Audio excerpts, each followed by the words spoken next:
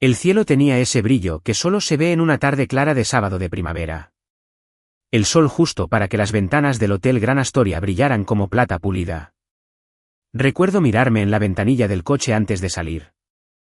Mi corbata estaba recta, el traje azul marino planchado con precisión, los zapatos lustrados hasta un brillo discreto.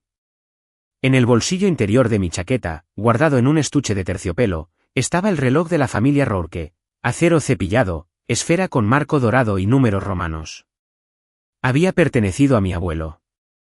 Se lo pasó a mi padre, quien me lo pasó a mí. Y hoy, se lo iba a pasar a Brielle, mi hija. Mi latido. Mi propósito.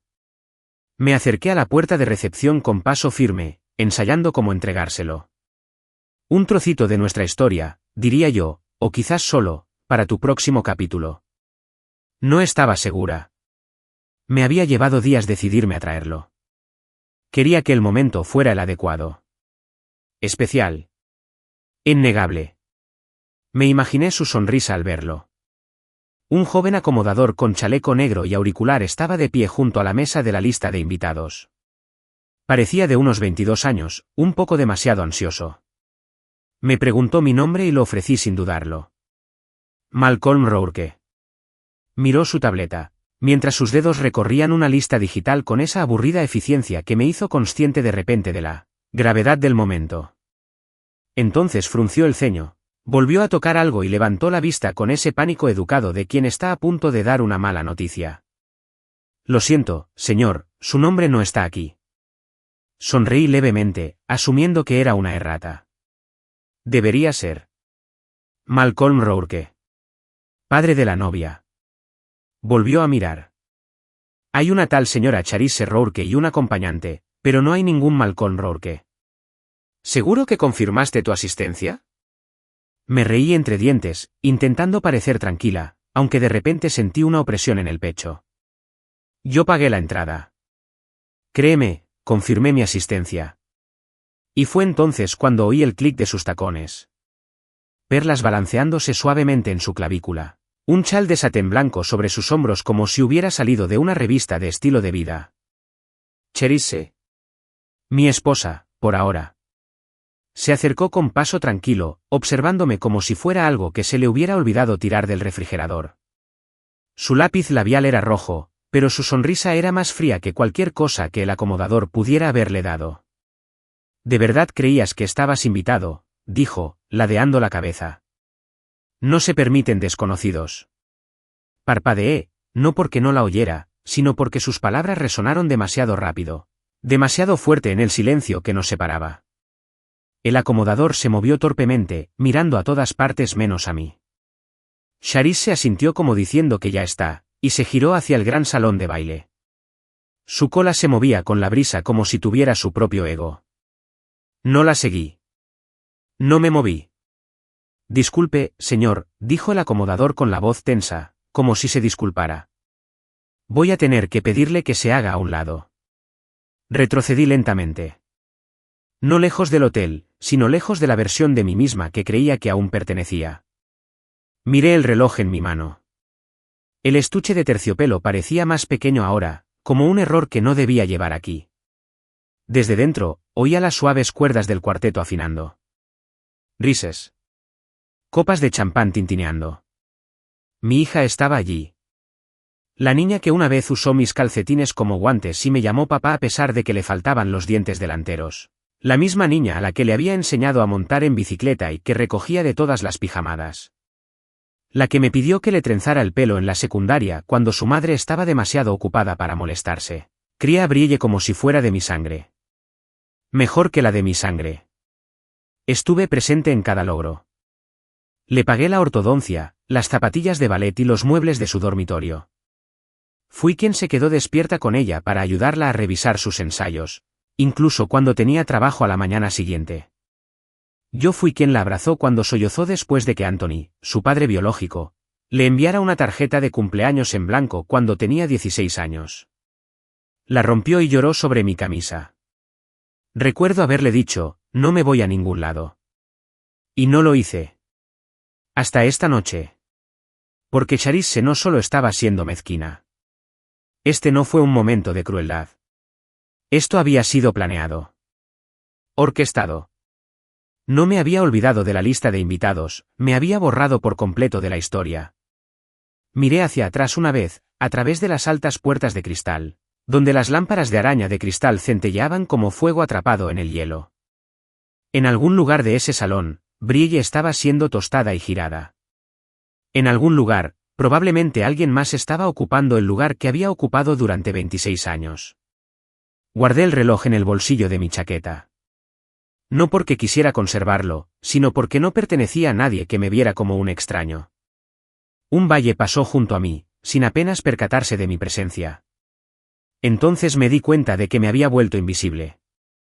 Charisse no me vio. Brielle, quizá ella tampoco. Saqué mi teléfono y pensé en llamarla, solo para oír su voz.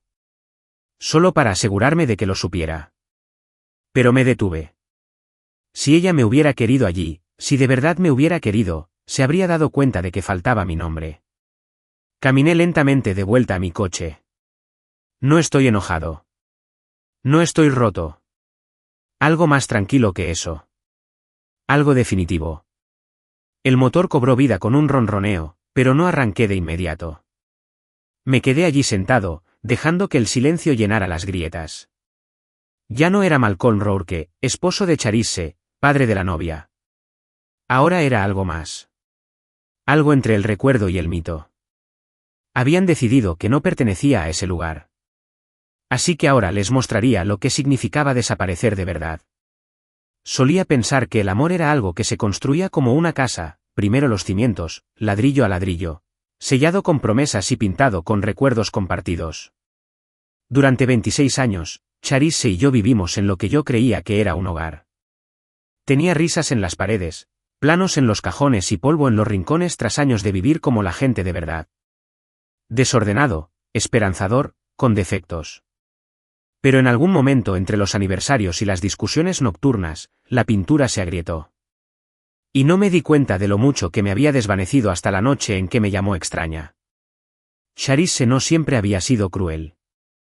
Hubo una época en que ella solía encender un porro cuando yo entraba por la puerta. Nos conocimos en un bar de jazz en la calle Clark. Un lugarcito lleno de humo donde el saxofón nunca paraba y los cócteles siempre eran demasiado fuertes. Llevaba un vestido azul marino cruzado, riendo con una amiga, y recuerdo que pensé en crear algo con ella. Tenía una presencia especial, aguda, elegante, intocable. No sabía entonces lo profética que sería esa última palabra. Cuando nos casamos, Brielle apenas tenía 3 años. Era un pequeño bulto de rizos y preguntas. Su padre, Anthony, había desaparecido como el vino derramado, rápido y manchando.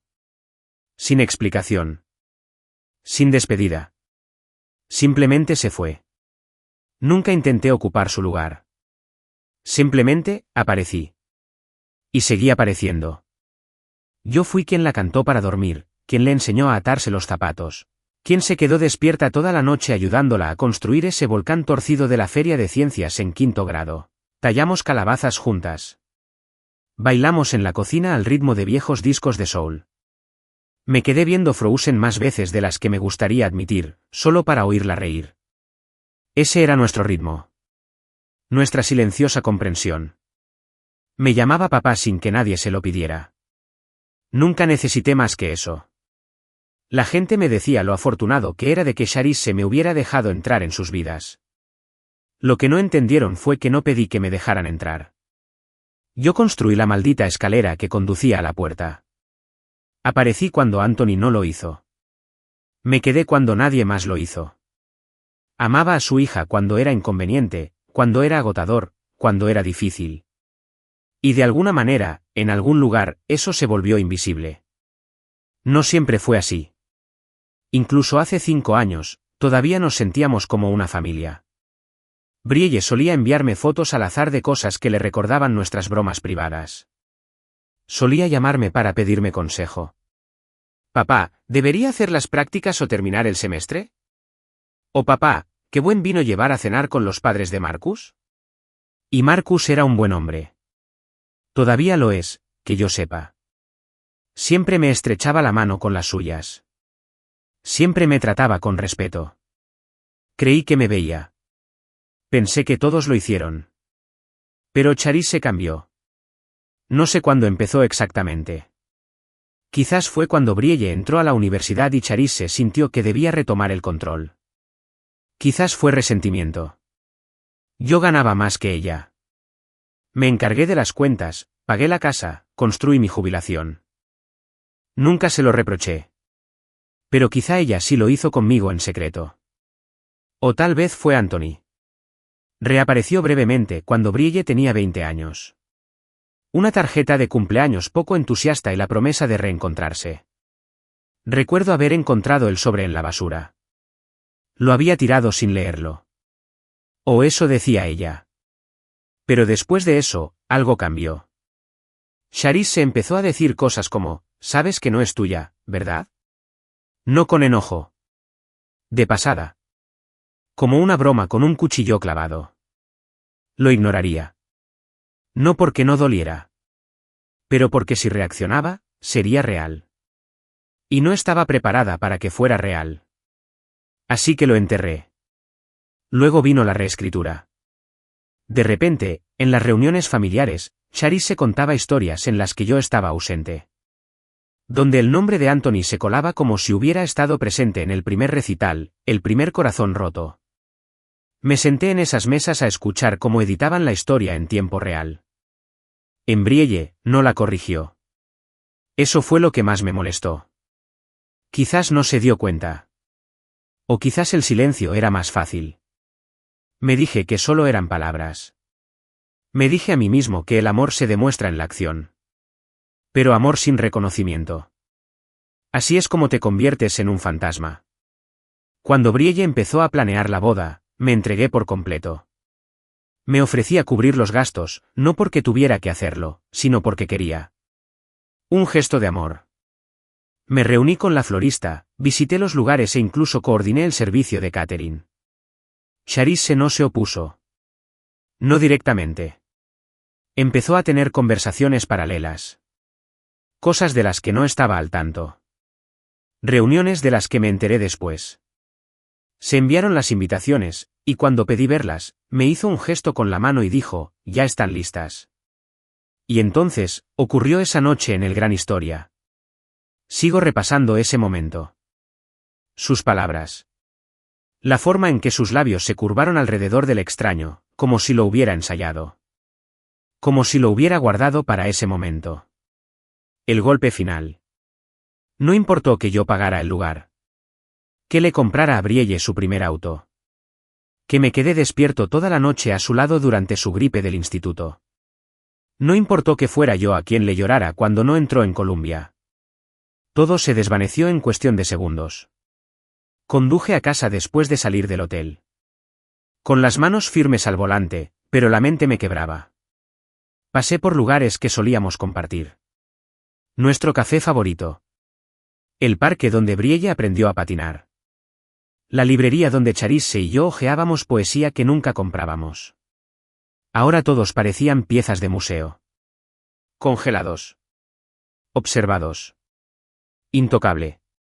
Esa noche, me quedé en la cocina, con la corbata desabrochada y las mangas arremangadas. Me serví una copa y me quedé mirando la silla vacía donde solía leer el periódico, el pasillo donde Brielle solía venir corriendo a abrazarme. Seguía de pie en la casa que pagué, pero ya no la sentía como mía. Ahora solo eran paredes. Un lugar donde mi memoria había sido expulsada. En ese momento lo supe. Ya no formaba parte de su futuro. Y quizá hacía tiempo que no lo era. 2 noches antes de la boda, estaba en la cocina picando cebolla para un salteado que nadie pidió, intentando ignorar el silencio que había proliferado en la casa como moho. Había preparado suficiente para 3, Charisse, Brielle y yo. Pero solo toqué un plato. Charisse estaba en la habitación de invitados con la puerta cerrada, y Brielle estaba, bueno, en algún lugar. No había respondido a mis mensajes en 3 días. El último mensaje que le envié fue simple, deseando que llegara la cena de ensayo. Avísame a qué hora debo estar allí. Es cena. No hay respuesta.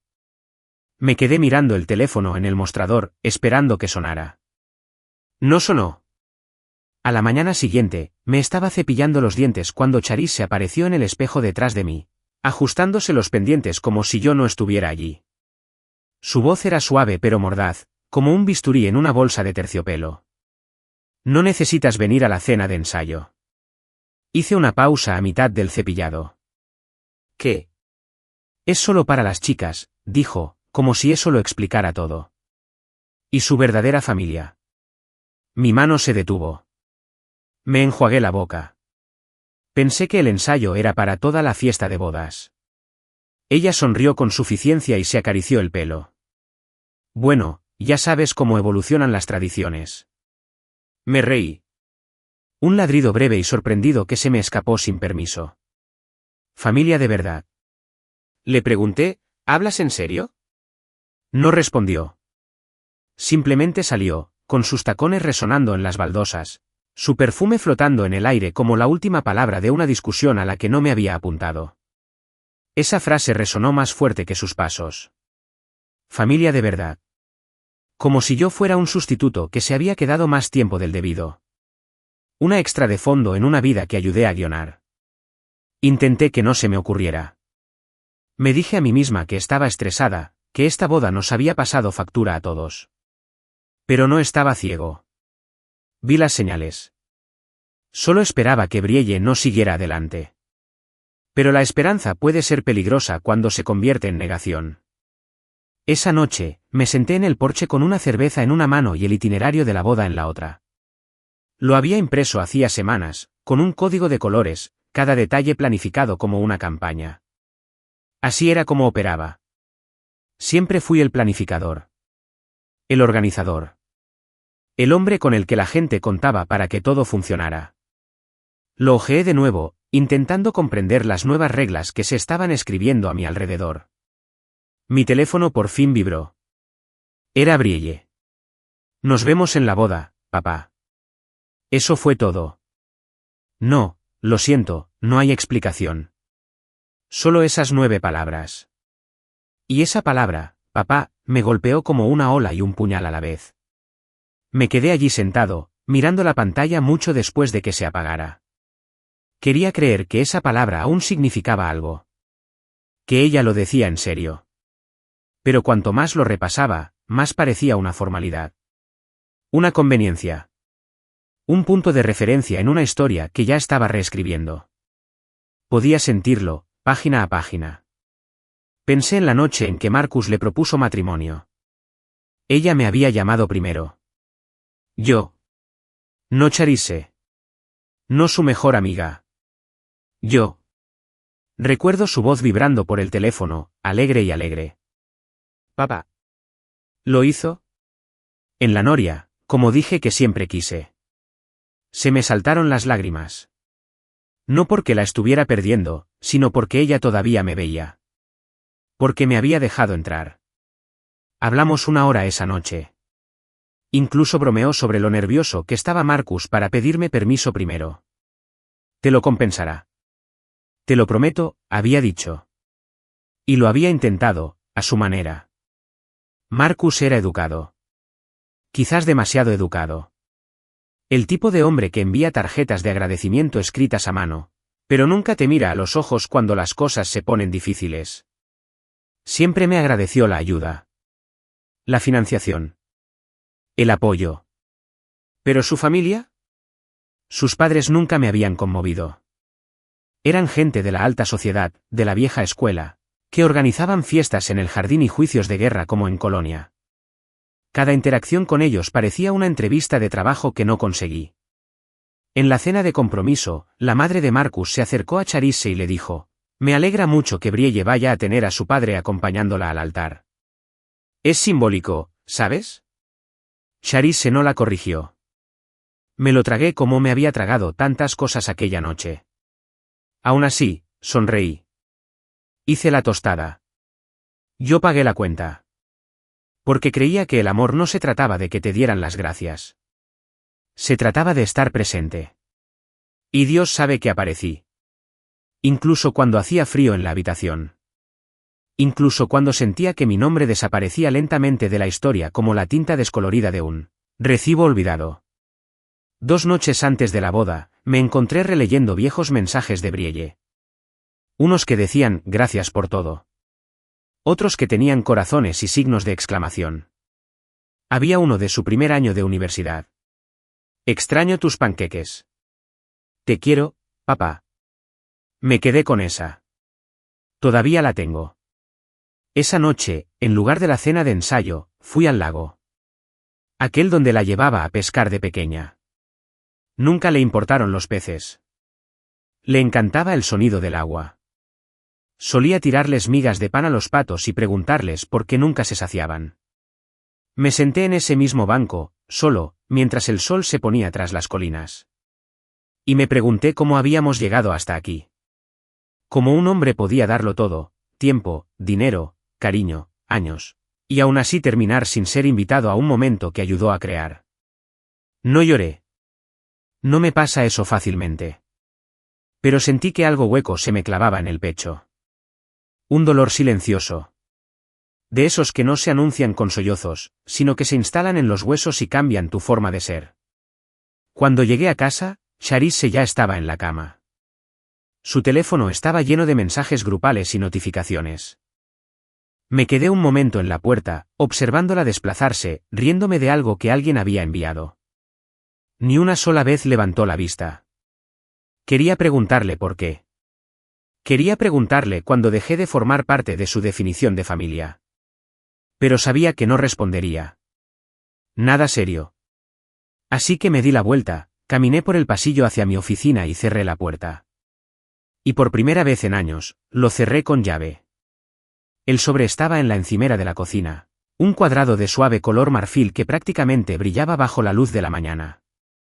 Recuerdo cómo me llamó la atención mientras servía el café, ligeramente inclinado. Justo lo suficiente para mostrar el relieve dorado de la esquina, Hotel Gran Astoria, división de bodas. Lo alcancé, esperando ver mi nombre. Una parte de mí incluso sonrió, pensando, por fin. La invitación oficial. La confirmación que tanto esperaba. Deslicé un dedo bajo la solapa, con cuidado de no romperla. Yo era de las que aún creían en mantener las cosas ordenadas, sobre todo las que se consideraban sagradas. Pero cuando saqué la invitación, mi sonrisa ni siquiera se desvaneció. Se desvaneció al instante. La señora Charisse rugió y jadeó. No, señor, no, Malcolm, no, no, el padre de la novia no, solo mi esposa, si es que aún era eso, y una acompañante común. Un marcador de posición. Como si quienquiera que trajera importara más que yo. Lo miré fijamente un buen rato, parpadeando una vez, 2 veces, y luego otra vez, intentando encontrarle lógica. Quizás fue un descuido. Un error de formato. Uno de esos errores que ocurren cuando dejas que un proveedor se encargue de todo automáticamente. Pero mientras me lo decía, lo sabía mejor. La letra del sobre me resultaba familiar. Los elegantes bucles de Charisse. Ella misma los había dirigido a todos. Le di vueltas al sobre y luego miré la pila de otros en la esquina. Charisse los había dejado en el aparador junto a la puerta hacía días. Dijo que iban a salir con el correo. No le presté atención entonces. Ahora sí. Porque ahora recuerdo quién lo recibió. Su prima Trina. Nuestro vecino, Gel. Incluso Wendy, de su clase de yoga. Cada uno se dirigía a él con su nombre completo, señor y señora fulano. Nombres completos. Con todo respeto. Abrí el cajón junto a la nevera y saqué la lista que había ayudado a redactar, la hoja de cálculo de invitados que habíamos preparado juntos, tomando vino, una noche hacía 6 meses. Mi nombre estaba en ella entonces. Lo escribí yo mismo. Volví a leer la columna. Ahí estaba Charisse Rourke. Junto a ella. Invitado. El campo donde solía estar mi nombre había sido despejado. No fue un error. Fue deliberado. Me senté a la mesa con la invitación delante, como si finalmente me diera una explicación. El café se enfrió a mi lado, intacto. Pensé en entrar al dormitorio y confrontarla. ¿Pero qué le diría que no hubiera sido ignorado ya? ¿Qué respuesta podría ofrecer sin ofendernos a ambos? En cambio, saqué de nuevo la caja de terciopelo con el reloj de pulsera. Lo abrí. Lo cerré. Pasé el pulgar por la cara dorada. No era solo un reloj. Era histórico. Mi padre lo usó en mi graduación de la preparatoria. Mi abuelo lo usó en su fiesta de jubilación. Era un regalo, no una compra. Un regalo, no un logro. Lo había dejado esperando un momento importante, y se suponía que era este. En cambio, saqué de nuevo la caja de terciopelo con el reloj de pulsera. La abrí. Lo cerré. Pasé el pulgar por la esfera dorada. No era solo un reloj. Ya era historia. Mi padre lo usó en mi graduación de la preparatoria. Mi abuelo lo usó en su fiesta de jubilación. Se transmitió, no se compró. Se dio, no se ganó. Lo había mantenido esperando un momento importante, y se suponía que este sería la boda de Brielle. El día en que le daría algo más que una joya. El día en que le recordaría de dónde venía. Pero ahora lo tenía claro. Yo no formaba parte de su camino.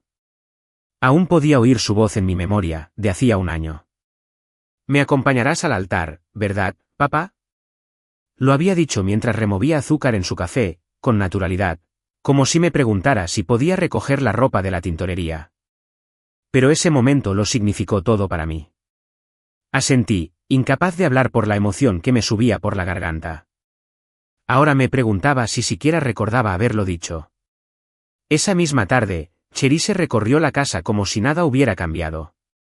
Llevaba un vestido coral que le rozaba las rodillas y unas sandalias que repiqueteaban suavemente sobre la madera. Tarareaba una melodía mientras iba de habitación en habitación, lanzando llaves, comprobando su lápiz labial, respondiendo mensajes. Me quedé sentado, sosteniendo el sobre como si fuera una herida. Dijiste que no era la respuesta correcta. Se detuvo cerca de la puerta, ladeando la cabeza. ¿Qué? La invitación de boda. Dice Cherise Roark su invitado. Sonrió demasiado rápido. ¿Vives aquí? ¿Por qué necesitas una invitación? Todos los demás la recibieron. Con su nombre. Incluso Wendy. Cherise se encogió de hombros, agarró su bolso y se lo colgó al hombro. No es para tanto, Malcolm. Para mí sí lo es, dije, bajando la voz. Me miró de verdad. Su expresión cambió ligeramente. Ni culpa. Ni siquiera a la defensiva. Solo esa calma suave y practicada que mostraba cuando terminaba de preocuparse. No hagas que esto gire en torno a ti, dijo con suavidad y brusquedad. Es el día de Brielle. La vi irse, la puerta se cerró con un clic tras ella, como un signo de puntuación. Fue entonces cuando me di cuenta de que no debía formar parte de este capítulo. Estaba siendo borrada, y la tinta ya se había secado. Entré al estudio y abrí el armario donde guardábamos fotos antiguas. Busqué una en particular, Brielle a los 10 años, sentada sobre mis hombros en la feria estatal. Su cara pintada como una mariposa, mi mano agarrándola de las piernas para estabilizarla. Los dos nos reíamos. Una alegría auténtica, inmensa, sin reservas. Llevaba años guardando esa foto enmarcada en mi escritorio. Pero cuando llegué al estante, no estaba. Busqué en el siguiente. Luego en la estantería. Luego, la mesita de noche junto al sofá. Desapareció. Quedaron otras fotos, Cherise con sus amigas de la universidad, Brielle en un recital de piano con su madre. Pero yo había desaparecido de los marcos, como si alguien me hubiera borrado a mano. Me recosté en el sofá y lo medité. Crees que lo peor que te puede hacer alguien es dejarte. Pero no es cierto. Lo peor es estar rodeado de personas que te retienen físicamente, por conveniencia o inercia, pero que silenciosamente te borran de todo lo que importa. Esa es una soledad más profunda. Una traición aún más humillante. Doblé la invitación con cuidado y la volví a guardar en el sobre. Luego la guardé en el cajón donde guardaba las llaves de repuesto de casa y la chequera. No porque planeara guardarla para siempre, sino porque quería recordar el momento exacto en que todo se volvió innegable. No solo me estaban dejando fuera del ensayo. No solo estaban olvidando un nombre en un papel. Estaban reescribiendo la historia. Y ya no estaba. Cuando le conté a Miles lo sucedido, casi tira su café. Estábamos en nuestro sitio de siempre, una pequeña cafetería cerca de su oficina. De esos sitios donde las tazas no combinan y los clientes habituales hablan como familia. No había pensado decírselo. Sinceramente, no había pensado decírselo a nadie. Pero las palabras se me escaparon como una confesión. Abatido y casi avergonzado, no me dejaron entrar. Miles. No estaba en la lista de invitados. Me miró fijamente desde el otro lado de la mesa, con el ceño fruncido como si no hubiera oído bien. ¿Cómo que no estabas en la lista de invitados? Tú pagaste la boda. Lo sé. Pagaste el lugar, las flores, el catering, incluso el maldito cuarteto de cuerda. Lo sé. Se inclinó hacia adelante, alzando la voz. Malcolm. ¿Qué haces aquí sentado así? Deberías haber armado un escándalo. Bajé la vista hacia mi café y vi el vapor arremolinarse como el humo de una hoguera a fuego lento. Ese no es el punto. Se burló, se recostó en su silla y se cruzó de brazos. ¿Entonces qué sentido tiene? ¿Que te humillaran? ¿Que tu esposa se quedara ahí y prácticamente te llamara extraño con las perlas que le compraste? No respondí de inmediato. Había demasiado ruido en mi cabeza como para oírme pensar, y mucho menos responder. Pero al final, encontré la única verdad que me importaba. La cuestión es que no me vieron, y ya no quiero obligar a nadie a hacerlo. Miles se quedó en silencio, apretando la mandíbula mientras asimilaba aquello. Negó con la cabeza, murmurando algo que no entendí, y finalmente dijo, «Eres mejor hombre que yo». Habría volcado la mesa entera. Le di una sonrisa triste. Quizás. O quizás simplemente no te has desgastado aún. La verdad es que no me alejé de esa puerta por estar débil o aturdido. Me alejé porque estaba harto. Hay una diferencia. La debilidad habría significado quedarme allí, suplicando que me dejaran entrar, defendiendo mi causa como un hombre en juicio por amar demasiado. Pero no estaba en juicio. Ya estaba sentenciado. Ya borrado. Así que elegí la dignidad. Esa noche, volví a casa y preparé la maleta. Sin una salida dramática, sin maletas tiradas por las escaleras, sin gritos, sin portazos. Solo una bolsa de viaje de cuero, la misma que usé en nuestra luna de miel en Maui. La llené con lo esencial, un par de camisas, unos pantalones limpios, mi cuaderno de dibujo y el reloj. Tomé mi pasaporte. No porque tuviera a dónde ir todavía, sino porque me gustaba la idea de tener opciones. De moverme. De quizás, por fin, vivir para mí. Charisse no estaba en casa. Probablemente seguía en el Gran Astoria, disfrutando del brillo de la cena preboda. Me la imaginaba riendo y encantando a los padres de Marcus, acaparando todos los focos como siempre. Me encantaba eso de ella, como podía entrar en una habitación y adueñarse de ella sin proponérselo. Pero con los años, esa luz dejó de iluminarme. En cambio, empezó a quemarme. Antes de cerrar la cremallera de la bolsa, di un último paseo por la casa. No porque me sintiera sentimental, sino porque necesitaba desahogarme. Me detuve en la antigua habitación de Brielle, la que habíamos pintado de lavanda cuando cumplió 12 años porque insistía en que el morado la ayudaba a pensar. Sus trofeos aún se alineaban en el estante sobre su escritorio, gimnasia, equipo de debate, concurso de ortografía. La mayoría de ellos, yo había estado allí para verla ganar. Solía sonreírme desde el escenario como si yo fuera la razón por la que estaba allí. Pero eso fue hace mucho tiempo. Ahora ni siquiera me dejaban entrar al edificio. Me dirigí al pasillo, rozando con los dedos la foto enmarcada de nuestro viaje familiar a Charleston. Brielle acababa de terminar la preparatoria. Hicimos ese viaje en lugar de organizarle una gran fiesta porque dijo que quería recuerdos, no ruido.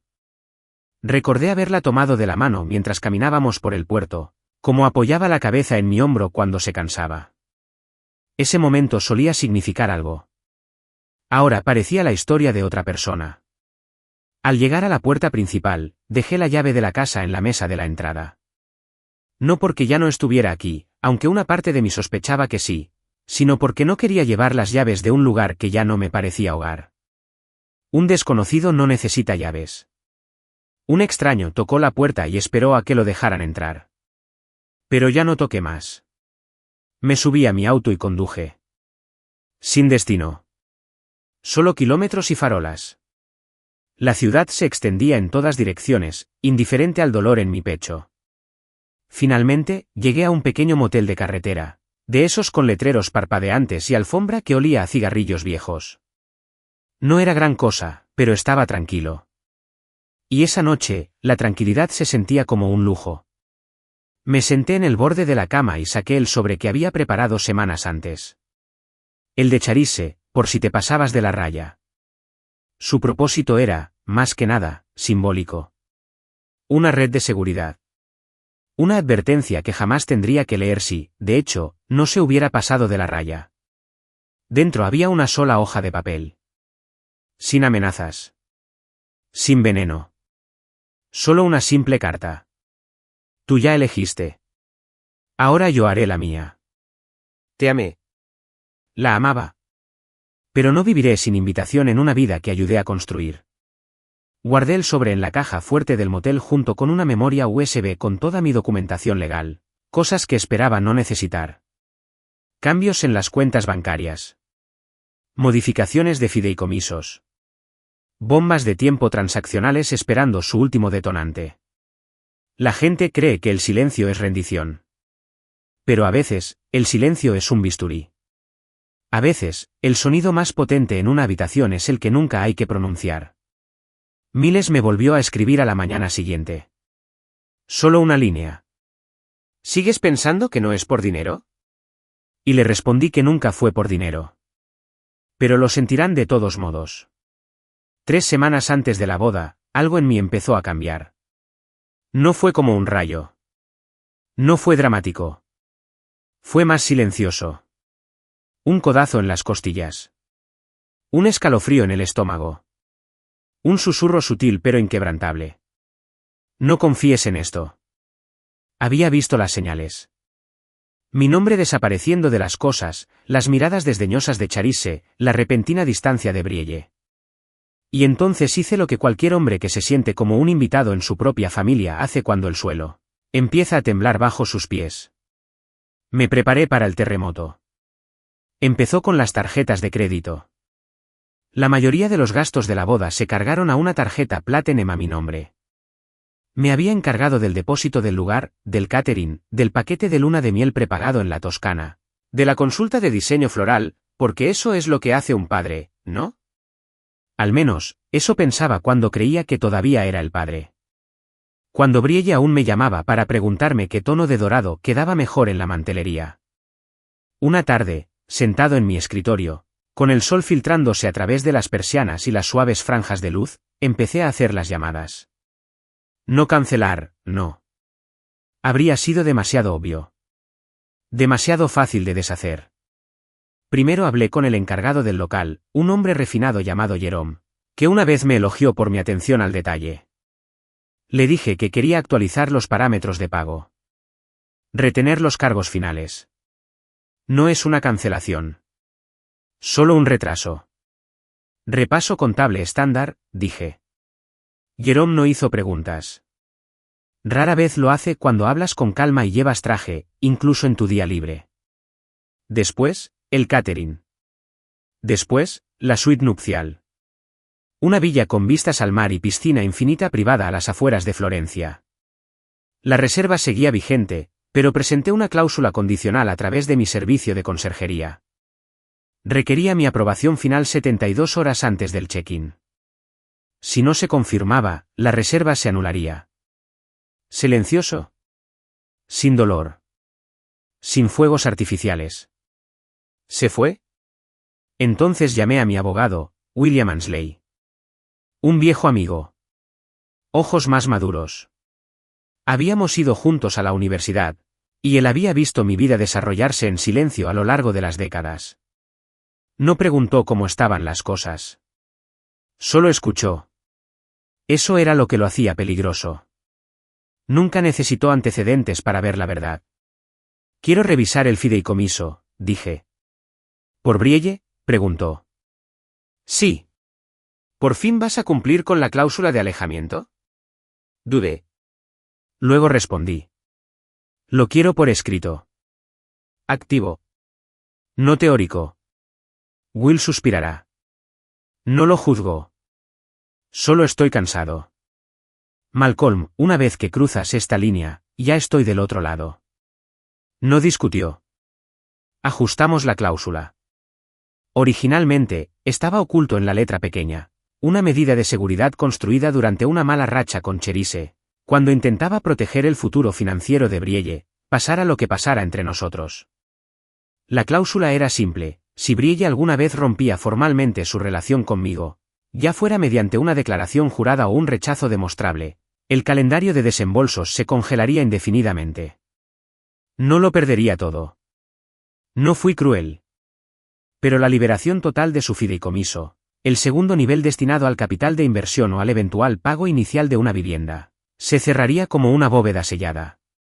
Y ahora, estaba activo. No por malicia.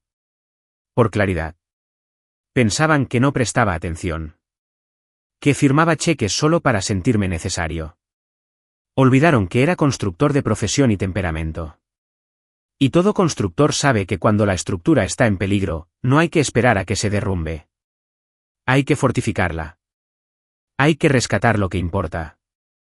Al día siguiente, fui al banco. Tranquilamente. Sin cita previa. Me senté con una gerente de banca privada, una mujer perspicaz llamada Serena que recordó mi nombre antes de que lo dijera. Revisamos los débitos automáticos y los retiros de la boda. Las facturas que Cherise había pagado. Uno para un autobús de lujo. Otro para servilletas con relieve y monogramas personalizados. Un tercero para un arpista que venía en avión desde Napa. Todo en la tarjeta. Todo a mi nombre. Hice que Serena cambiara las alertas. Del correo de Cherise al mío. De su número a mi línea de respaldo. No le dije nada a Cherise. No lo necesité. Que el espectáculo continuara. Que continuaran los preparativos. Porque el escenario, las luces, la música, todo estaba construido sobre un andamio que podía retirar con un toque. Y había programado el temporizador. Una silenciosa serie de disparadores automáticos. Ajustado a través del panel en línea, oculto tras una capa secundaria de escudos. Nada malicioso. Solo lo suficiente para que lo noten. Solo lo suficiente para mostrarles lo que pasó cuando el hombre que creían un felpudo decidió llevarse las tablas del suelo. No lo hacía para vengarme. Lo hacía porque ya me habían dicho quién era para ellos. Opcional. Si haces que un hombre se sienta extraño en su propio legado, no te sorprendas cuando empiece a cerrar puertas de las que nunca creíste tener llaves.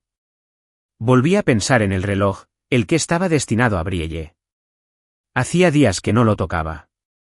Ahora estaba en el cajón, todavía guardado en su caja. ¿Intacto?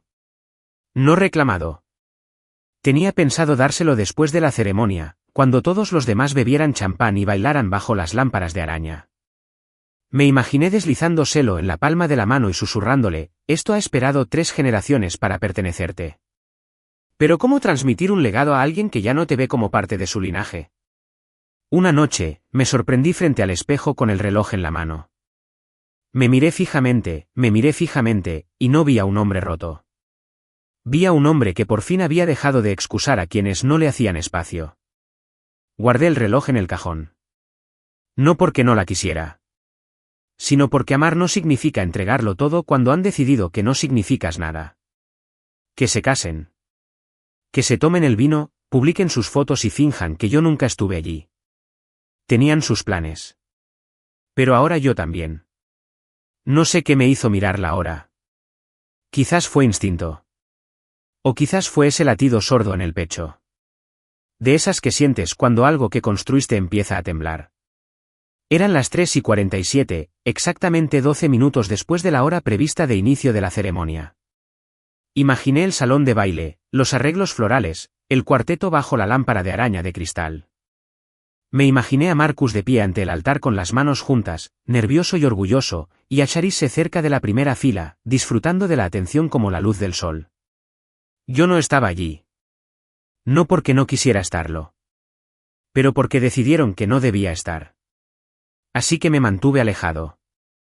Pero no desaparecí.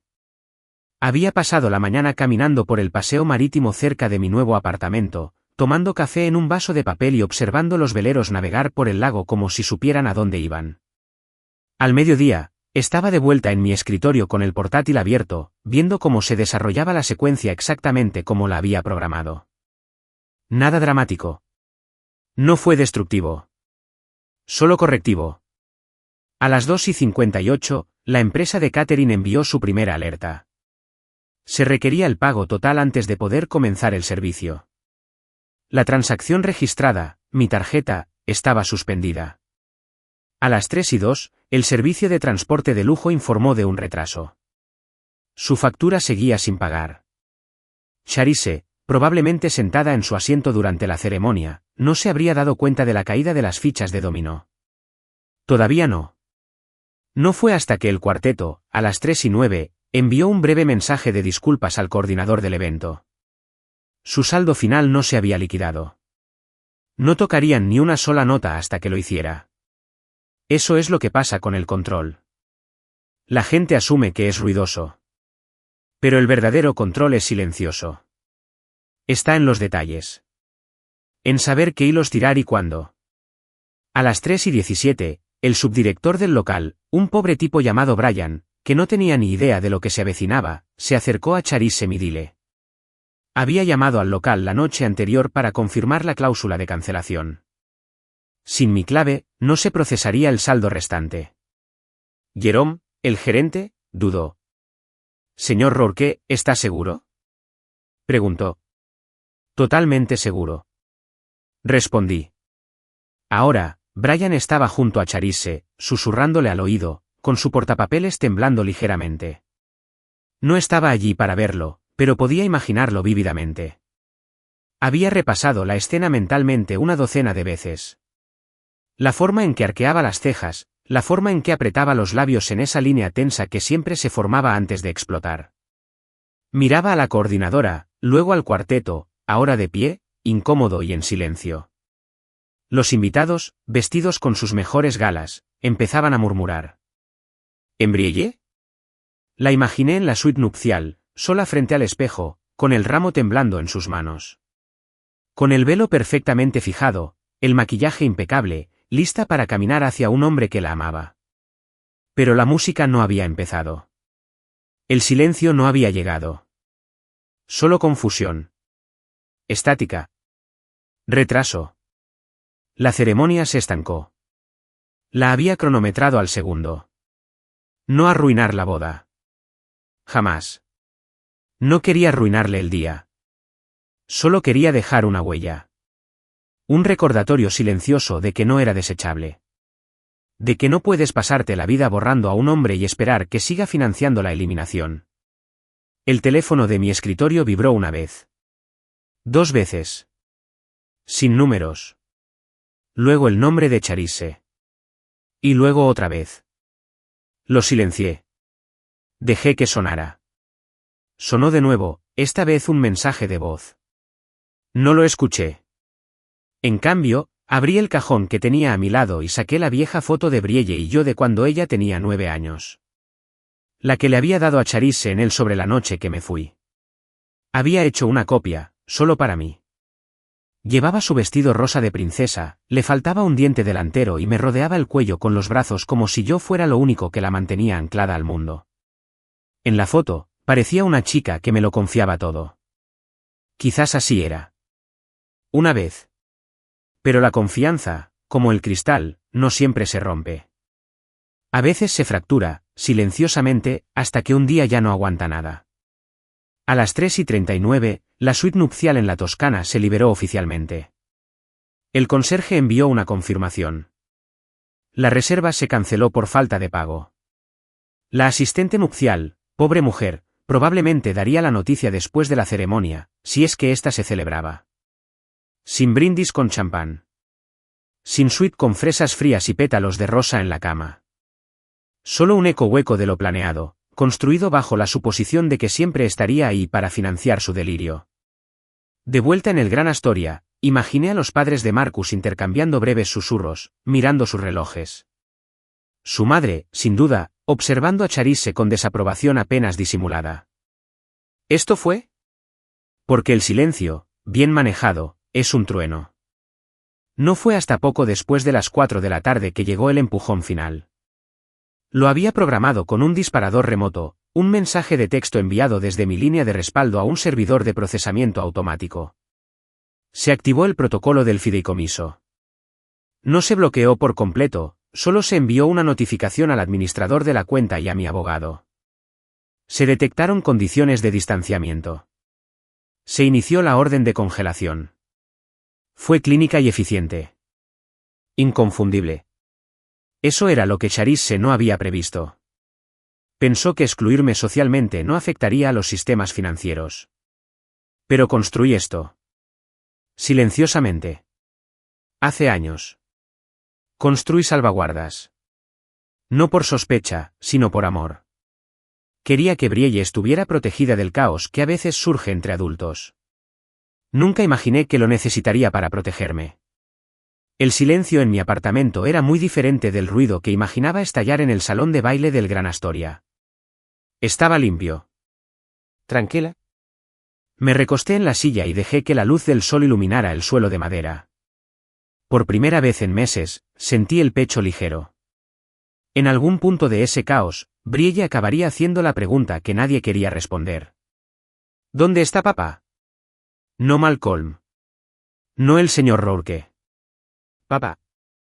Y tal vez, solo tal vez, cuando la música no sonara, los pedales no se apagaran y la dulce toscana se disolviera en vapor, recordaría quién siempre había estado ahí. Y quién siempre la había elegido. No por obligación. No porque fuera fácil. Sino porque era mía. Aunque ya nadie quisiera admitirlo, no hice esto para lastimarla. Lo hice para recordárselo. Y por primera vez desde el sobre sin nombre, me sentí completa. No creo que Charisse leyera la carta de inmediato. Conociéndola, probablemente guardó el sobre en su bolso fingiendo tranquilidad, esbozó una sonrisa frágil y regresó a su asiento como si nada se rompiera debajo de ella. Pero había observado esa sonrisa demasiados años como para saber qué significaba cuando empezaba a temblar. Siempre me subestimaba porque nunca alzaba la voz. Pensaba que la calma significaba debilidad. Lo que ella nunca entendió fue que el silencio tiene dientes. Por fin le había enseñado los míos. Fue horas después cuando debió abrirlos. Quizás en el coche. Quizás en casa, en silencio, después de que el caos se hubiera desatado por completo. La nota no era larga. Lo había escrito a mano. Lenta y pausadamente. En el reverso de aquella vieja fotografía, la de Brielle y yo de su 9º cumpleaños. Estábamos vestidos de gala, jugando a fingir después de un baile de padre e hija en su escuela primaria. Ella llevaba una tiara. Yo llevaba un smoking. Me miró como si hubiera colgado las estrellas en el cielo. Esa noche, se durmió en el asiento trasero con brillantina en el pelo y su mano aún en la mía. Me quedé mirando esa foto un buen rato antes de darle la vuelta y escribir 7 palabras con tinta que jamás se borraría. Si no se permiten desconocidos, tampoco se permite el apoyo. No lo escribí con rabia. Lo escribí con sinceridad. Ese fue el precio que pusieron. El precio de dejarme fuera. De estar a las puertas de la boda de mi hija y que me dijeran que no pertenecía. Charisse había trazado esa línea con una sonrisa. Brielle, quizás sin darse cuenta, la había cruzado. La segunda hoja del sobre era más formal. Una copia impresa de la cláusula de fideicomiso activo. Resaltada en amarillo estaba la sección que describía las condiciones del distanciamiento y sus consecuencias. No dejé ninguna ambigüedad. En el momento en que decidieran que ya no era de la familia, el fideicomiso se congelaría. No en represalia. Como reflejo de lo que ya se había aclarado, ya no formaba parte de la fundación. Ese era el mensaje que quería que leyera mientras el servicio de catering preparaba los entremeses intactos, mientras el cuarteto de cuerda cargaba sus cajas en silencio, mientras el encargado del local atendía una llamada tras otra intentando explicar por qué las luces seguían encendidas pero la magia se había apagado. De vuelta en mi apartamento, me senté con el teléfono sobre la mesa, con la pantalla hacia abajo, vibrando cada pocos minutos como una mosca golpeando una ventana cerrada. No miré los mensajes. No porque estuviera siendo dramático, sino porque sabía lo que dirían. Habría pánico. Acusaciones. Quizás incluso disculpas disimuladas por la culpa. Nada de eso importaba ahora. El momento de hablar había pasado. Se habían callado cuando era necesario. Yo estaba haciendo lo mismo. Mi último acto esa noche fue apagarlo todo. Abrí mi aplicación bancaria y revoqué el acceso a las cuentas conjuntas. Pausé todas las transacciones de pago automático relacionadas con la boda. Incluso cerré la línea que había abierto para los gastos posteriores a la Universidad de Brielle. Una cuenta que había financiado mensualmente sin que ella me lo pidiera. Una pequeña red de seguridad de la que nunca tuvo que preocuparse. Eso también había desaparecido. No porque quisiera que sufriera, sino porque no podía proteger a alguien que veía mi presencia como opcional y mi ausencia como insignificante. Entonces desactivé las notificaciones por completo. Mi teléfono se quedó en silencio. Había un extraño consuelo en ese silencio. No me sentía solo. Ni siquiera estaba vacío. Solo un silencio que no había conocido en años. Era el sonido de la libertad. De finalmente elegirme después de décadas de ser el personaje secundario confiable de todos. Encendí una vela. No por el ambiente ni por el ambiente. Solo porque olía a cedro y hacía que la habitación pareciera menos un apartamento nuevo y más un hogar que yo había elegido. Me serví un vaso de whisky, el bueno que había estado guardando para una celebración en la que pensaba participar. Y me senté a la mesa de la cocina, respirando lentamente, dejando que todo se calmara. En algún lugar de la ciudad, todos hablaban. Tratando de reconstruir lo que había salido mal. Señalándose. Podía verlo desarrollarse como una obra de teatro. Cherise exigiendo respuestas. Brielle, confundida, tal vez con el corazón roto. La familia de Marcus, rígida y furiosa, se preguntaba en qué clase de caos se habían metido al casarse. Pero no era caos. Era consecuencia. Unas horas después, mi teléfono volvió a sonar. Esta vez, no vibró. Sonó. Una llamada real. De Marcus. Me quedé mirando el nombre un minuto entero antes de contestar. Malcolm. Su voz sonaba cautelosa, tensa. No enojada. Todavía no. Sí. Yo. Solo quería decir que lo siento. Me recosté en la silla, mirando al techo. ¿Por qué ahora? No lo sabía, dijo. Te juro que no lo sabía. Sobre el fideicomiso. Sobre el catering. Sobre todo eso. Pensé que ibas a estar ahí. Pensé que se había detenido. Pensaste mal, dije en voz baja. Hubo silencio por su parte. Luego, poco a poco, Brielle también lo dejó de entender. Creo que está empezando a darse cuenta de lo que hizo Cherise. No dije nada. No me pidió explicaciones. No insistió en los detalles. Quizás lo sabía mejor. Quizás vio lo que Brielle aún no había visto. Lo que cuesta dejar a un hombre fuera y esperar que siga construyendo la casa. Quiere hablar contigo, añadió Marcus. Pero no sabe cómo. Respiré hondo. Dile que la escucho. Cuando esté lista. Gracias, dijo. Suave y agradecido. Terminé la llamada sin despedirme. No estaba siendo grosero. Simplemente no quería fingir que éramos algo que aún no éramos. Agradecí que se hubiera puesto en contacto conmigo. Que lo intentó. Pero intentarlo ahora no era lo mismo que plantarse cuando importaba. Aún así, fue más de lo que esperaba. Volví a dejar el teléfono y miré la habitación. La vela seguía parpadeando. Mi whisky estaba a medio terminar. El silencio seguía sosteniéndome como un abrigo cálido que no sabía que necesitaba. Por primera vez en mucho tiempo, no me sentí como un objeto secundario. Me sentí como un hombre que había recordado su propio valor. Me mudé 2 días después de la boda. Sin dramas. Sin ceremonias. No dejé una nota en el mostrador ni me detuve a echar un último vistazo a la vida que solía tener. Ya había terminado de mirar. En una boda a la que no me permitieron asistir. A una familia que sonreía de oreja a oreja sin mí. A una esposa que me llamaba extraño y se aseguraba de que me sintiera como tal. Esperé hasta bien entrada la mañana. Cherise se había ido temprano, probablemente para rescatar las cenizas de su gran evento. Me la imaginaba dando vueltas por el lugar con esa sonrisa fija, intentando restarle importancia a los contratiempos inesperados. Le daría la vuelta. Siempre lo hacía. Tomé lo que era mío. Solo lo justo para meterlo en mi camioneta. Algunos trajes. Mi taza de café favorita, la que Brielle hizo en clase de arte cuando tenía 7 años, torcida y esmaltada en un azul irregular, con papá grabado en un lateral como si fuera una marca. Unas cuantas fotos enmarcadas que aún no había logrado borrar. Mis libros. Mis bocetos. Dejé el resto atrás. Los muebles. La cubertería. La vida cuidada. Ella podía quedárselo todo. Yo ya no quería nada. Era solo la cáscara de algo ya vaciado. El apartamento que encontré no era grande, pero era suficiente. Un dormitorio. Ladrillos vistos. Una vista del agua si me paraba en el pequeño balcón y me inclinaba lo suficiente. Era el primer espacio que había elegido completamente para mí en décadas.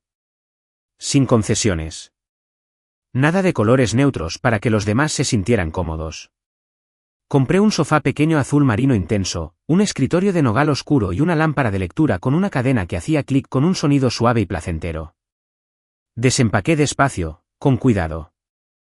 No porque no tuviera otro lugar donde estar, sino porque cada objeto que colocaba era una declaración.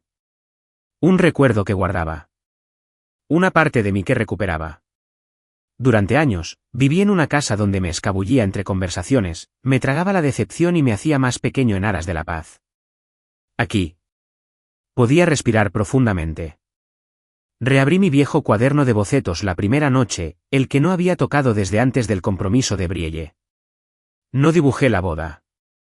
No dibujé el salón de baile ni el momento en que Cherise me llamó desconocida.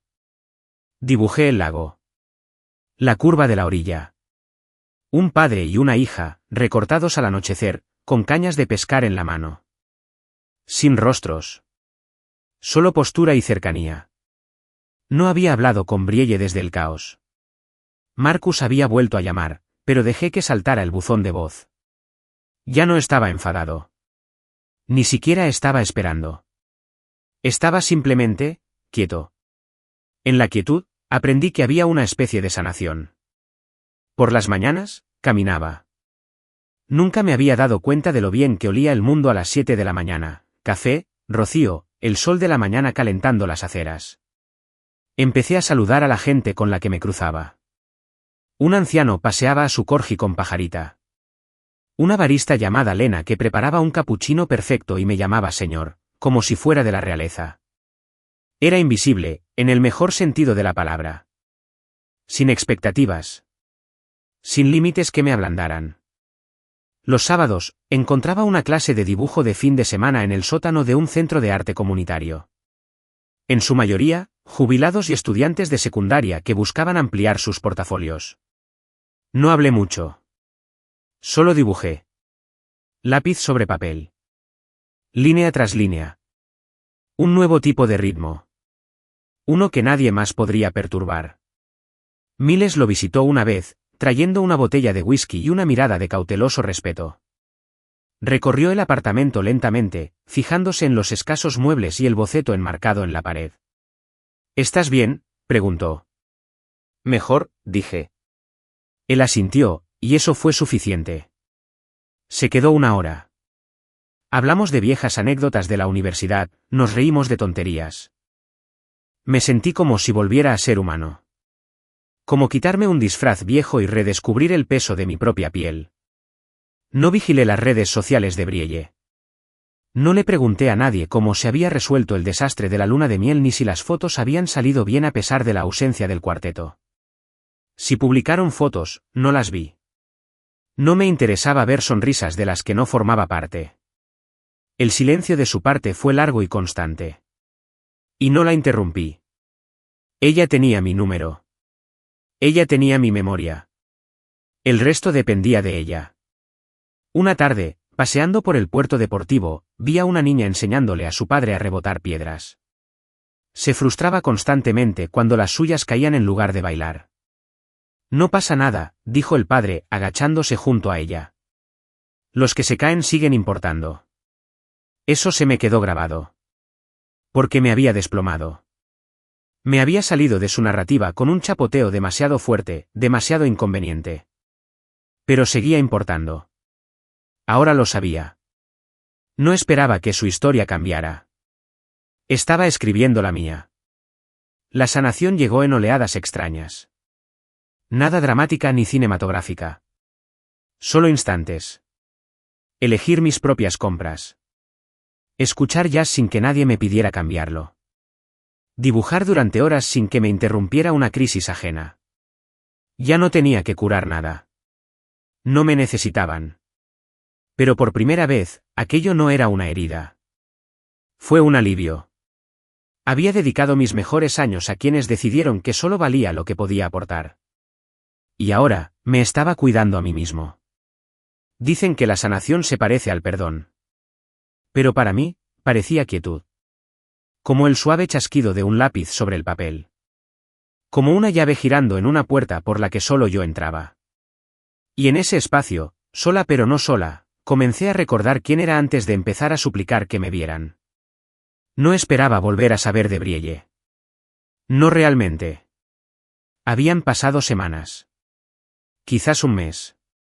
Dejé de contar después de que llegara el segundo domingo y pasara sin decir palabra. No la odiaba. Eso habría sido más fácil en cierto modo.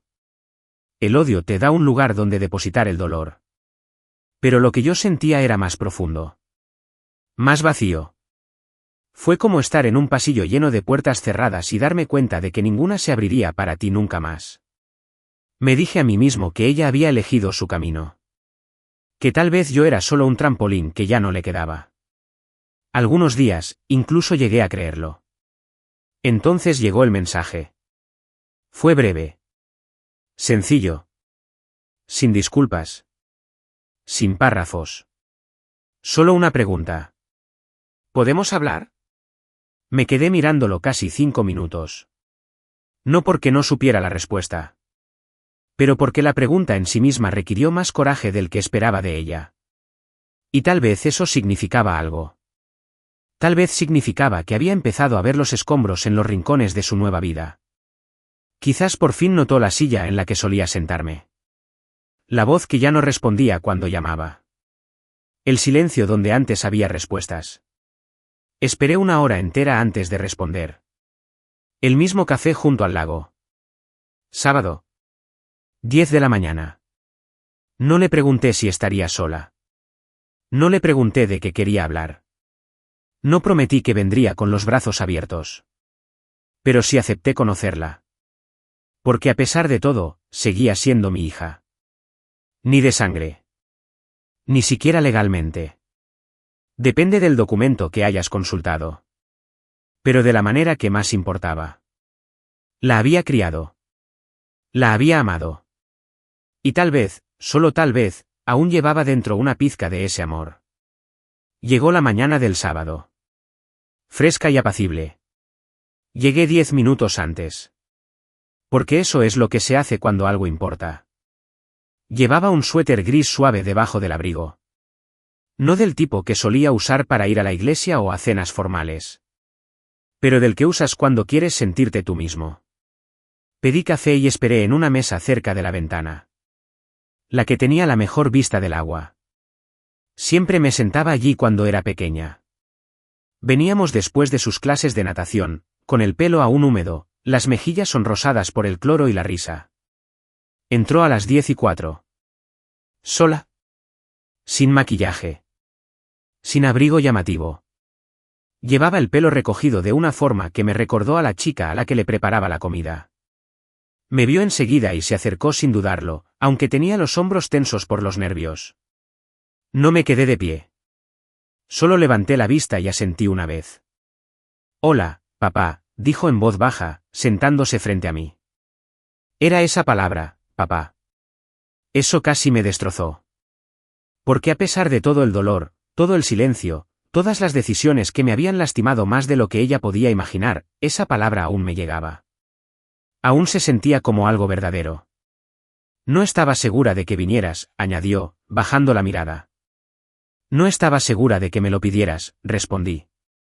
Nos quedamos un rato en esa respiración, de esas que se estiran porque retienen demasiado. Entonces levantó la vista y vi que las lágrimas ya brillaban. No se las secó. Simplemente las dejó caer. No sabía qué hacía mamá, dijo. O sea, sabía que algo andaba mal. Pero no pensé. Se detuvo. No pensé que no estarías allí. ¿No te diste cuenta de que no me invitaron?, pregunté con dulzura. No era una acusación. Solo una verdad que necesitaba luz. Ella negó con la cabeza. Pensé que la lista ya estaba lista. Le pregunté si todo estaba listo. Me dijo que sí. Asentí lentamente. Dijo muchas cosas. Brielle se inclinó hacia adelante, con las manos fuertemente entrelazadas. Papá, debería haberlo comprobado. Debería haber. Se le quebró la voz. No me di cuenta de cuánto había reescrito las cosas. Pensé que solo te estabas quedando callado. Lo estaba, dije. Pero no por decisión propia. Su rostro se arrugó. ¿Por qué no me llamaste? Dime qué estaba haciendo. Solté un suspiro largo y bajo. Porque para entonces, me di cuenta de lo lejos que había llegado. No se trataba de que no supieras. Se trataba de que no vieras. Entonces apartó la mirada, hacia la ventana. El viento agitaba las ramas afuera. Te vi en el borde de todo, y no te atrapé, susurró. No, dije. No lo hiciste. Nos sentamos con eso. Dejemos lo que se asentara entre nosotros. Nadie intentó negarlo. Así supe que teníamos una oportunidad, porque esta vez, no hubo mentiras que amortiguaran el impacto. Finalmente, metió la mano en su bolso y sacó algo. Una caja de terciopelo. La deslizó por la mesa hacia mí. Lo miré un segundo antes de abrirlo. El reloj. De mi padre. De mi abuelo. El que quería darle antes de que todo se derrumbara. Lo encontré en el cajón, dijo. Después de la boda, supe lo que era. Recordé la historia. Recordé que me dijiste que lo conseguiría cuando formara mi propia familia. No dije nada. Solo la miré. Lo siento, papá, dijo. Por no verte. Por dejar que te hiciera invisible. Asentí lentamente, cerré la caja y la empujé con cuidado sobre la mesa. No, dije. Eso nunca fue mío. Te lo traje.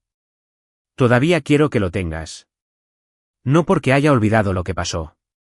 Pero porque recuerdo todo lo anterior. Se mordió el labio, las lágrimas volvieron a resbalar, y esta vez ni siquiera intentó ocultarlas. No sé cómo arreglar esto, susurró.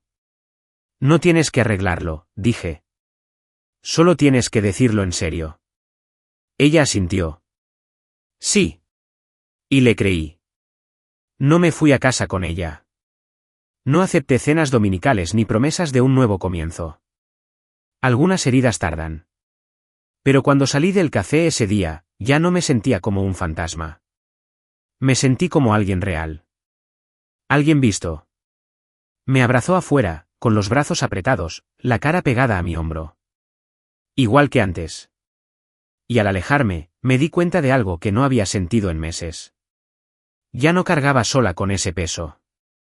Ella recogió su parte.